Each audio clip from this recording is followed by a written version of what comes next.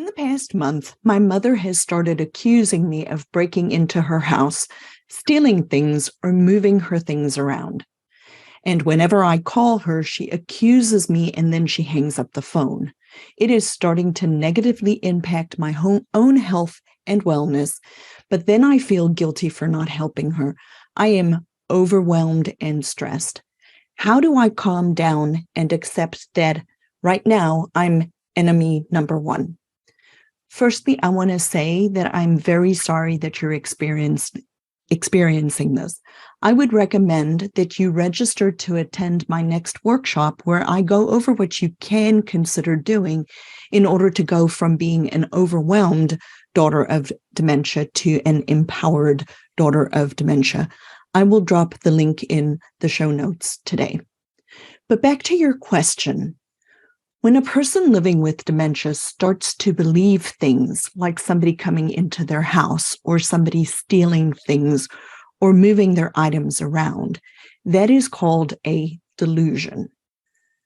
Sometimes the delusion develops because when you cannot remember that you actually did something, then it becomes easy to fabricate a reason that makes sense to you to explain what happened, right? Just think about that. You don't remember where you put something, so therefore somebody did it, correct? But having a delusion like this does tell me a little bit about where in her dementia journey your mom might actually be. Here are three things that jump right out at me from what you've described. The first thing I want to say is, if this was a sudden change, if, for example, overnight or over a very short period of time, your mom started to have these delusions, she might need to be checked for an infection, like a urinary tract infection or a lung infection or anything like that. Because a sudden change, like a delusion or paranoia or any other behavioral change that is sudden, could be a sign of an underlying medical condition that can be treated. So consider if she might need to be checked out for a form of infection. The second thing that jumped right out at me is that your mom may be struggling to comprehend how to speak on a phone anymore.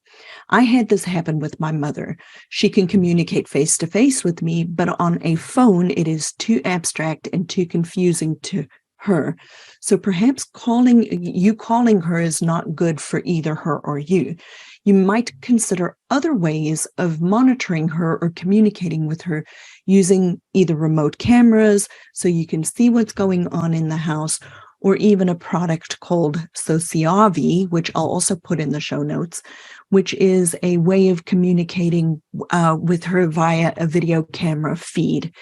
The last thing that jumped out at me is, if it wasn't a sudden change, that it might be a sign of your mom's dementia advancing, and you might need to consider if she is still safe to live alone.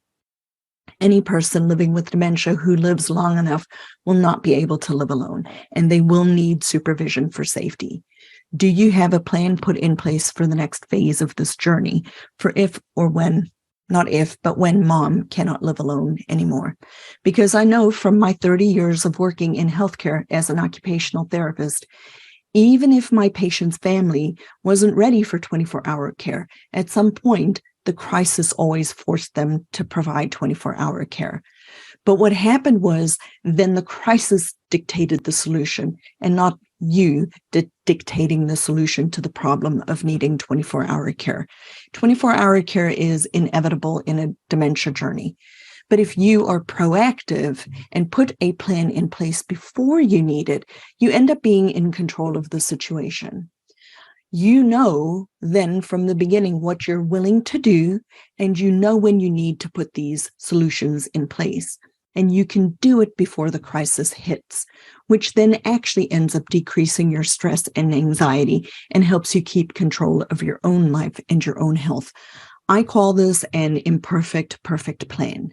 So if you liked this video, please subscribe to my YouTube channel, and I will see you soon. And as I always say, may the Lord bless you and keep you.